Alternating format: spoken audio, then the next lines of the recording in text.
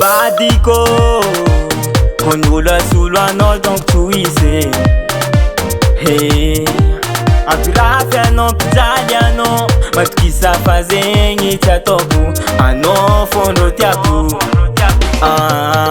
Fotony anao maharaka za mety anao donc anjarana, ke zegny mahatonga za miaritry, na misy magnaratsy fitiavako tsy hiova, fanjarako anao bebe, fanagnako anao bebe, Mampagnena za hoe fitiavako anao bebe, asambarany fiainako, fanagnako anao bebe, Mampagnena za hoe fitiavako anao bebe,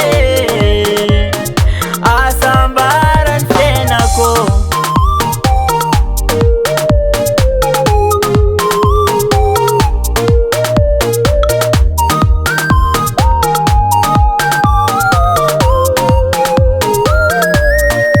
Henofa fomban'olo mpivady, ndraikindraiky miadiady, fa zegny tsy atao ampisarake, anaro zaho koa misy tsy mety ataoko, fa magneky resy za.